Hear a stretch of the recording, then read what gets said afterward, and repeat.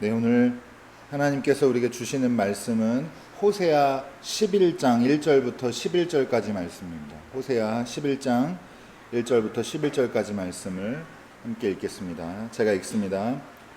이스라엘이 어린 아이일 때에 내가 그를 사랑하여 내 아들을 이집트에서 불러냈다. 그러나 내가 부르면 부를수록 이스라엘은 나에게서 멀리 떠나갔다. 짐승을 잡아서 바알 우상들에게 희생 제물로 바치며 온갖 신상들에게 향을 피워서 바쳤지만 나는 에브라임에게 걸음마를 가르쳐 주었고 내 품에 안아서 길렀다. 죽을 고비에서 그들을 살려주었으나 그들은 그것을 깨닫지 못하였다. 나는 인정의 끈과 사랑의 띠로 그들을 묶어서 업고 다녔으며 그들의 목에서 멍에를 벗기고 가슴을 헤쳐 젖을 물렸다.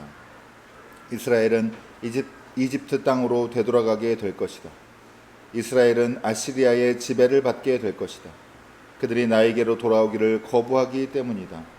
전쟁이 이스라엘의 성읍을 휩쓸고 지나갈 때에 성문 빗장이 부서질 것이다.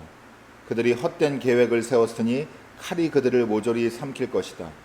내 백성이 끝끝내 나를 배반하고 바알을 불러 호소하지만 그가 그들을 일으켜 세우지 못할 것이다. 에브라임아, 내가 어찌 너를 버리겠느냐? 이스라엘아, 내가 어찌 너를 원수의 손에 넘기겠느냐? 내가 어찌 너를 아드마처럼 버리며 내가 어찌 너를 스보임처럼 만들겠느냐? 너를 버리려고 하여도 나의 마음이 허락하지 않는구나. 너를 불쌍히 여기는 애정이 나의 속에서 불길처럼 강하게 치솟아 오르는구나. 아무리 화가 나도 화나는 대로 할 수 없구나. 내가 다시는 에브라임을 멸망시키지 않겠다. 나는 하나님이요 사람이 아니다. 나는 너희 가운데 있는 거룩한 하나님이다. 나는 너희를 위협하러 온 것이 아니다. 주님께서 사자처럼 부르짖으신다. 이스라엘 사람들이 주님의 뒤를 따라 진군한다. 주님께서 친히 소리치실 때에 그의 아들 딸들이 서쪽에서 날개치며 빨리 날아올 것이다. 이집트 땅에서 참새 떼처럼 빨리 날아오고 아시리아 땅에서 비둘기처럼 날아올 것이다. 내가 끝내 그들을 고향집으로 돌아오게 하겠다. 나 주의 말이다. 이는 하나님의 말씀입니다. 하나님 감사합니다. 우리 함께 인사 나누고 인사하고 말씀의 은혜 나누겠습니다. 하나님은 우리를 끝까지 지키십니다. 네. 오늘은 성령 강림 후 9째 주일입니다. 오늘은 호세아 본문을 통해서 말씀의 은혜를 나누겠습니다. 호세아서는 전체 성경 가운데서 특히 하나님의 사랑을 가장 절절하게 묘사를 한 글 중에 하나입니다. 특히 오늘 읽은 본문 중에 8절 말씀인데요. 에브라임아, 내가 어찌 너를 버리겠느냐? 이스라엘아, 내가 어찌 너를 원수의 손에 넘기겠느냐? 내가 어찌 너를 아드마처럼 버리며 내가 어찌 너를 스보임처럼 만들겠느냐? 너를 버리려고 하여도 나의 마음이 허락하지 않는구나. 너를 불쌍히 여기는 애정이 나의 속에서 불길처럼 강하게 치솟아 오르는구나 하는 이 말씀은 하나님의 사랑이 얼마나 인간적인 표현이지만 뜨거운 사랑인지 그 감정의 표현을 통해 상당히 직설적으로 표현된 구절로 유명합니다. 아마 이 정도의 온도를 가지고 있는 그 직접적인 사랑 고백은 다른 성경에서도 찾기가 어렵습니다. 여러분, 그러나 사람의 몸도 마찬가지지만 감정은 여러분 몸을 준비하기 위해서 몸의 실천을 준비하기 위해서 감정이 존재하는 것입니다. 하나님의 사랑이 불같이 뜨겁다고 하는 것은 이 세상은 하나님의 굳혀진 사랑의 실천으로 이어지지 않았다면 그리스도교 신앙은 존재할 수 없습니다. 사랑은 말의 온도가 아니라 구체적 실천의 성실성으로 드러납니다. 오늘의 결론이기도 한데 하나님께서는 우리를 향한 이 뜨거운 사랑의 감정으로 이 땅에 누굴 보내셨어요? 하나뿐인 아들인 예수 그리스도를 이 땅에 보내셔서 우리랑 똑같게 하시고 또 우리를 위해 우리 찬양한 대로 우리를 위해 죽게 하셨습니다. 바로 이 사랑이 오늘 호세아서를 통해서 연결이 되는데 오늘 본문을 통해서 좀 더 자세히 살펴보도록 하겠습니다. 자, 이제 그러면 하나님의 사랑이 구체적으로 어떠한지를 오늘 본문 통해서 보겠는데 출애굽 사건을 상기시키는 말씀으로 시작을 하십니다. 1절 말씀 보면 이스라엘이 어린 아이일 때에 내가 그를 사랑하여 내 아들을 이집트에서 불러냈다 라고 말씀하십니다. 이 원체험이라는 말이 있는데 그러니까 실제적인 사건 이상의 의미를 갖는 아주 근본적인 체험이에요. 이스라엘 민족의 정체성이고, 출애굽했다는 것은, 물을 건넜다는 것은, 죽음에서 해방되고 자유를 얻었다는 것은, 이 출애굽이 갖는 의미라는 것은 이스라엘 백성과 또 그 신앙의 연결 속에 있는 우리 그리스도인들에게도 아주 근본적인 이미지고 상징이고 체험이고 경험입니다. 그런데 이렇게 근원적인 구원의 경험을 했음에도 불구하고 바로 2절에 어떻게 되냐면, 그러나 내가 부르면 부를수록 이스라엘은 나에게서 멀리 떠나갔다. 짐승을 잡아서 바알 우상들에게 희생제물로 바치며 온갖 신상들에게 향을 피워서 바쳤다라고 얘기를 하고 있습니다. 하나님이 지금 우리를, 이스라엘을, 근본적으로 우리죠, 어쨌든 이스라엘을 사랑하는 자식이라고 말씀을 하시고, 그럼 자식이 되니까 하나님은 누가 돼요? 부모님이 됩니다. 아버지가 되고 어머니가 되십니다. 아버지와 어머니와 같은 사랑으로 이스라엘을 키웠다고 말씀을 하시는 겁니다. 여러분, 사랑에는 이유가 없습니다.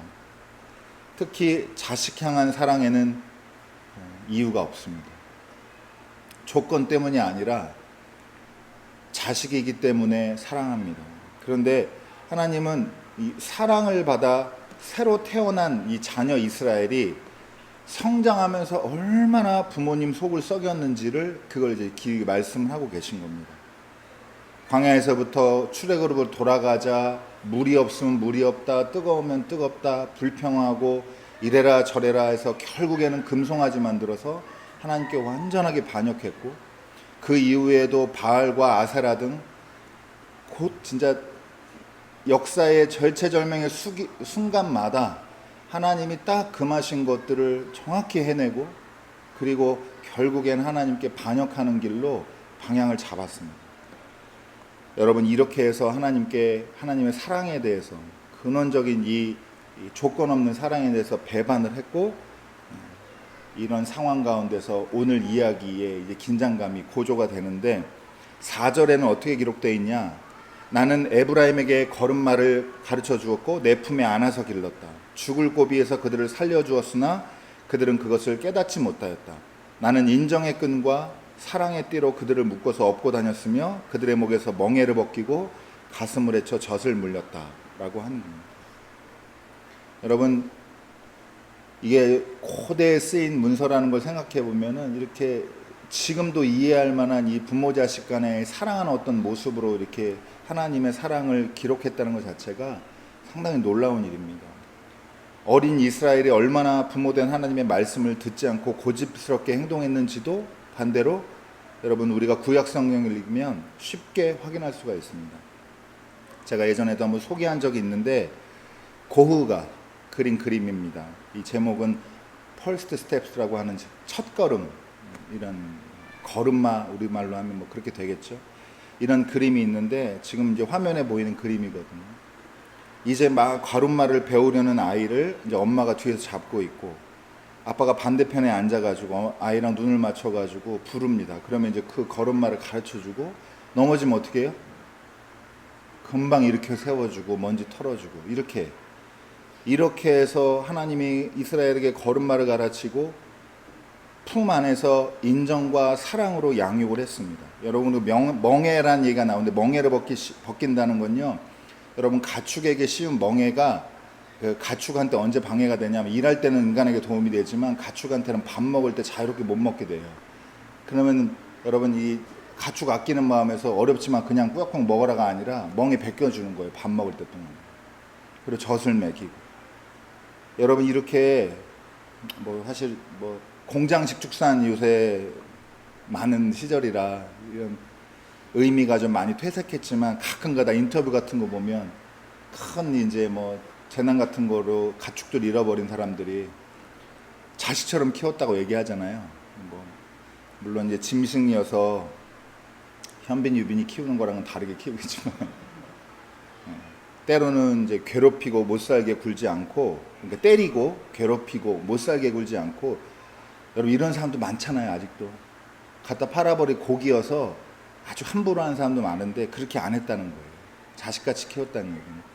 애지중지하고 밤잠 줄여가면서 자기 쉬는 시간 줄여가면서 필요를 공급하고 이렇게 해서 애써서 가족의 필요를 채웠다라고 하는 면에서 이해 가는 말입니다. 아무나 이제 하지 못하는 일이에요.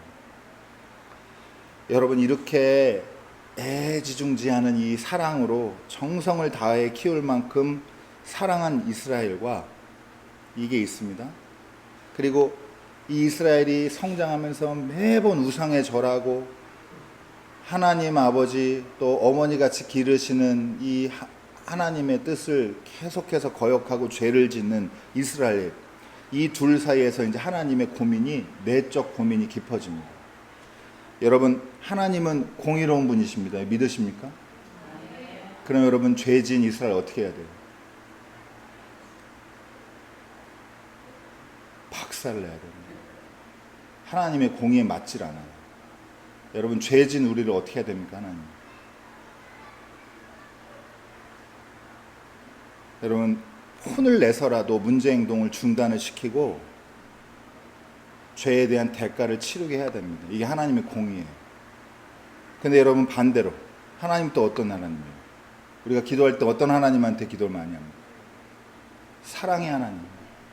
사랑의 하나님은 내가 이런 벌을 내리면 자식에게, 자녀에게 너무 가혹하지 않는가 고민되고, 그리고 막 박살내고 부숴버릴 때에 관계가 다 망가지는 거, 이게 사랑의 속성에서 볼 때는 여러분 고민이 되는, 이 공의와 사랑 가운데서 이제 저울질하게 되는 이런 고민이 깊어지게 됩니다. 여러분, 개인적 차원도 마찬가지예요. 여러분, 저는 특별히 한 번씩 얘기하지만 전 자기 혐오가 좀 있는 사람이거든요. 그래서 죄 짓고 나면은 저를 아주 미워하는 마음이 생깁니다. 그래서 저한테 막 벌을 주고 싶고 괴롭히고 싶고 저를 못 살게 굴고 싶고, 이런 마음이, 그래야 오히려 마음이 편할 것 같고 이런 마음이 들어요. 여러분들 이렇게 하면 어떻게 돼요? 힘들어요. 그리고 다른 사람에게도 가혹해져요. 여러분, 자기한테는 가혹하고 남한테는 너그럽자 이렇게 말은 하지만 그거 쉽지 않습니다. 엄청나게 훈련해야 됩니다. 자기에게 가혹하고 잣대가 엄밀한 사람은 남에게도 잣대가 엄밀해요. 여러분, 반대로, 그러니까 어쩔 때는 이게 못 견디겠으니까, 숨이 턱턱 막히니까 나를 괴롭히면, 여러분, 밤새 난 죽일 놈이야, 쓰레기야, 이렇게 막 자책해 보세요. 여러분, 그러면 아주 지옥입니다, 그게. 그러니까 이제 그게 너무 힘드니까 또 어떻게 하냐, 사람들이 이제 합리화해요. 다 그러는데 뭐, 이번 한 번만인데 뭐, 다음에 잘하면 되지, 어차피 회개하면 되지, 이렇게 되는 거예요. 여러분, 이게 이러면 또 어떻게 돼요? 문제 행동이 끊어지질 않아요. 계속해서 이 온탕과 냉탕을 왔다 갔다 하는 걸로, 내가 진짜 저를 포함한 그리스도인들이 이렇게 좀 오바해서 얘기하면 평생을 허비합니다. 언제 여기서 해방되냐? 노인 되셔가지고 죄질 힘이 없을 때 이제 그때 해방되는 거예요. 다른 사람한테 욕하고 싸우고 집어 던지고 이랬다가 회개하고 더 미안한 마음이 있으면 착하게 바뀐단 말이에요, 사람이. 당분간.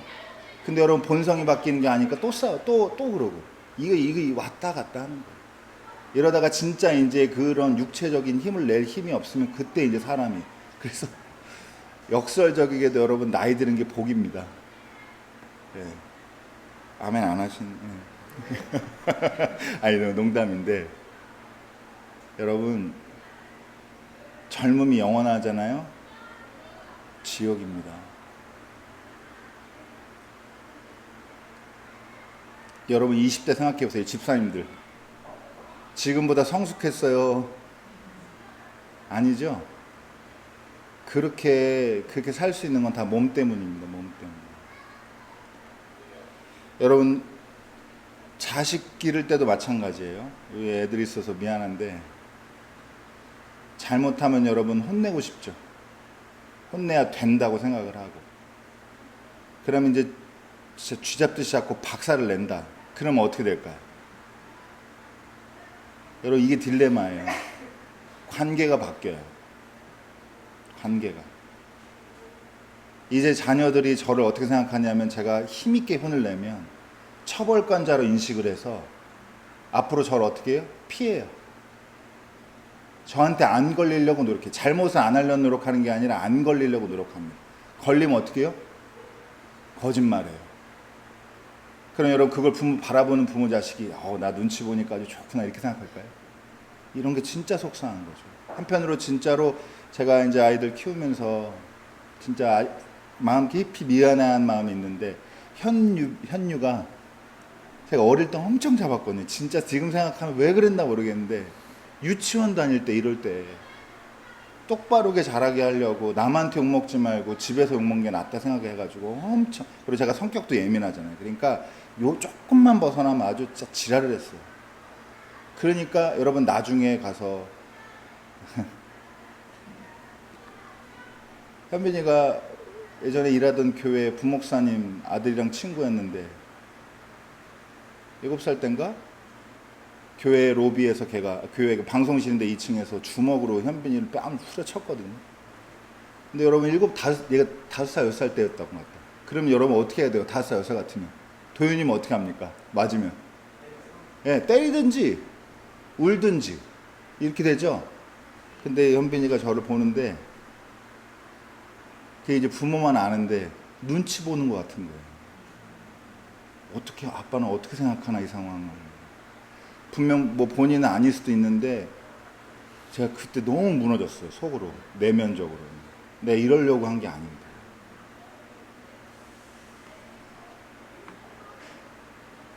여러분, 눈치 보는 게 제일 속상합니다, 진짜.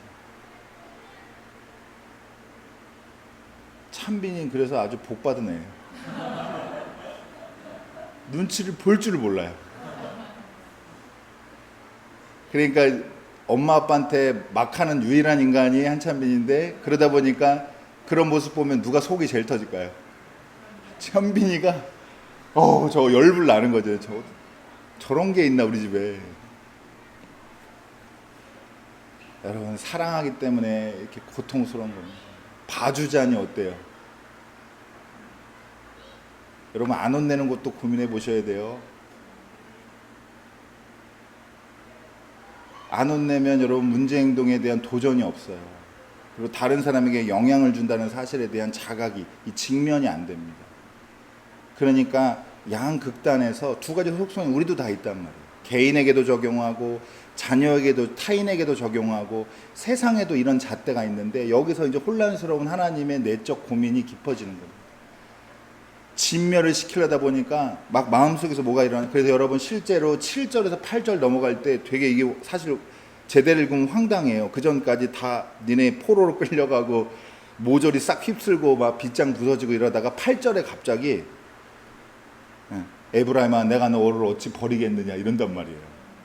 여러분, 근데 이런 성경 보면 이런 비약이 많이 나오거든요. 탄식하는 시인이 시편 같은 데서 막 하나님 어디 계십니까? 조롱받습니다.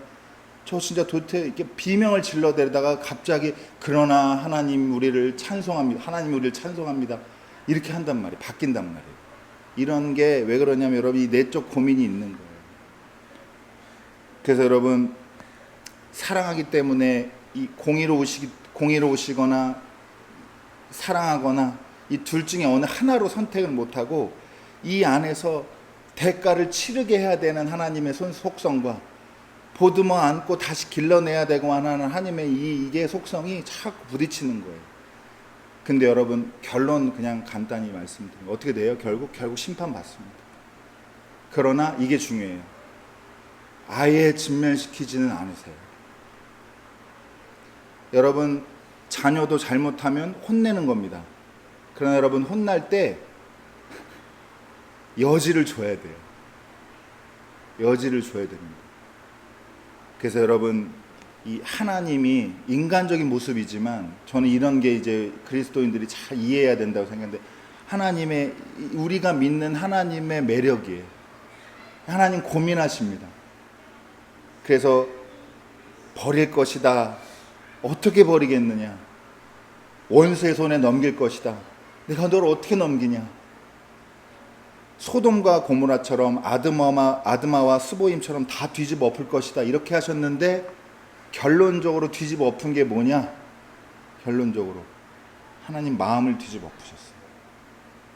하나님이 자기의 결정과 고민하는 마음을 갈아엎으셔서, 그래서 불길처럼 타오르는 이 사랑의 마음으로, 그래서 여러분 이 내적 갈등의 종지부를 찍고 가장 중요한 선언을 하십니다. 이게 바로 오늘 19절, 10절 이게 이어지는 말씀인데 9절 말씀 한번 같이 읽어볼까요?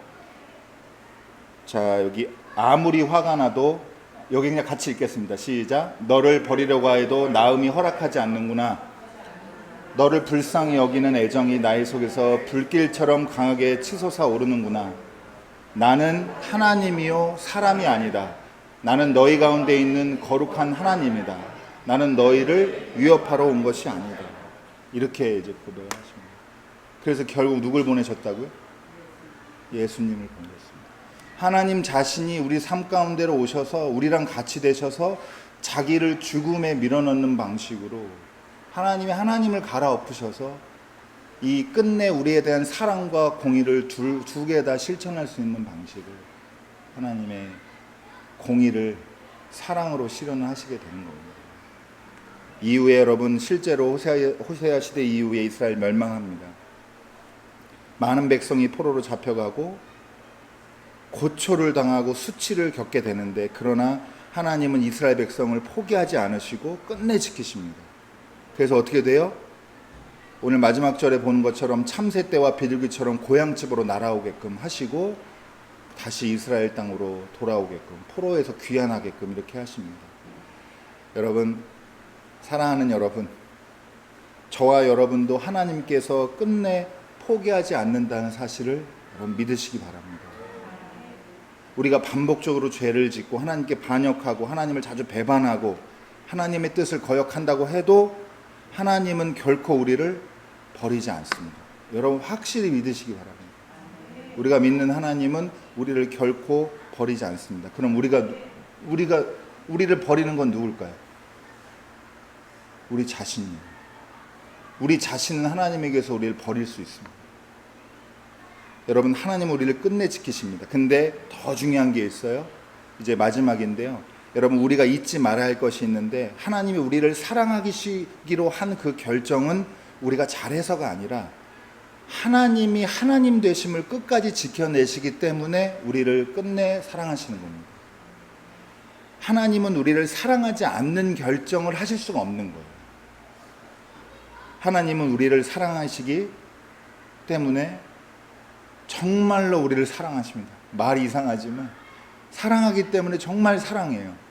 그래서 우리를 징계하더라도 하나님의 자녀에 합당한 장성한 분량에까지 자라게 하는 것을 하나님은 포기하지 않으십니다. 나는 하나님이요 사람이 아니다. 오늘의 핵심 구절입니다. 하나님이 인내를 가지고 우리를 빚으십니다. 하나님 그리고 위협하지 않으세요. 말 안 들어? 다 죽어? 이런 분 아니에요. 죄 지면 바로바로 여러분 손 꺾어버리고 질병 주고 악재 주고 이러는 분이 절대 아닙니다. 여러분, 하나님 우리한테 원하는 게 뭘까요? 자녀의 합당한 삶을 살기를 원하십니다. 하나님 눈치 보고 사는 거 원하실까요? 아닙니다. 하나님은 우리가 하나님의 자녀로서 그 안에서 자유와 행복과 기쁨을 누리면서 그걸 마땅한 삶으로 누리고 사는 삶을 우리에게 살기를 원하십니다. 여러분, 예전에 어른들이 하던 무서운, 혼낼 때 하는 제일 무서운 마지막 얘기가 있어요. 최후통첩. 뭐 교회에서는 지옥 간다지만 호적에서 판다예요. 여러분, 공동체 이론이 더 이상 될 수 없다라는 강력한 경고고, 그리고 너랑 나랑의 정말 애틋하지만 이 사사로운 관계는 포기하더라도 우리가 공동으로 지켜야 될 뭔가가 있다라는 데 대한 강력한 명분으로 나오는 이제 폭력적인 말이 되는 겁니다. 근데 여러분 이게 중요합니다. 오늘 요거 꼭 기억하십시오. 하나님의 목적은 뭘까요? 하나님이 우리를 사랑하시는 해서 우리의 자녀와의 합당한 삶을 살도록 우리에게 기대를 가지신 하나님의 목적이 뭘까요? 하나님은 우리와 관계 맺는 것 자체가 목적이세요. 우리를 잘 빚어가지고 대기업 청소시키고 장로 대통령 시키고 이런 얘기가 아니고 전혀 관계없고, 하나님은 우리랑 관계 맺는 그 자체가 목적입니다. 부모와 자식 간의 관계, 예수님께서 기도하신 하나님, 아버지와 내가 하나인 것처럼 너희도 하나가 되게 하는 그 관계를 유지하고 거기에 성숙에 이르게 하는 게 하나님의 우리의 목적입니다. 여러분, 그래서 하나님은 하나님 되심을 포기하지 않기 때문에 하나님은 우리와 맺은 관계를 포기할 수가 없는 것입니다. 여러분, 이것이 하나님의 하나님 되심이고, 그리고 바로 이 사랑 때문에 예수 그리스도가 우리에게 왔습니다. 여러분, 놀라운 하나님의 사랑입니다. 그러나 여러분, 한편으로 기억하십시오. 어쩌면 뻔한 결론인데 너무 잊기가 쉬우니까 한 번 더 기억날 때마다, 기회 될 때마다 말씀을 드리는데, 여러분, 이게 우리 한 명 한 명이 보기에는 이렇게 초라해 보이고 별 볼 일 없고 자기를 학대했다, 자기를 합리화했다, 자꾸 이렇게 왔다리 갔다리 하는 인생이지만, 하나님의 놀라운 사랑으로 자녀로 부르고 그 관계를 유지하기 위해서 하나님 되심을 걸 만큼의 인생이 저희 초라한 저희의 인생이라는 걸 여러분 믿으시기 바랍니다. 이 안에서 오늘 일기에 쓰세요. 하나님은 우리를 호적에서 파지 않는다 라고 쓰시고, 여러분, 하나님에게서 떨어져 나가지 마시고 하나님과 연합해서 하나님이 기대하는 분량의 인생까지 도달하시는 저와 여러분의 삶이 되기를 주님의 이름으로 축원합니다. 기도하겠습니다.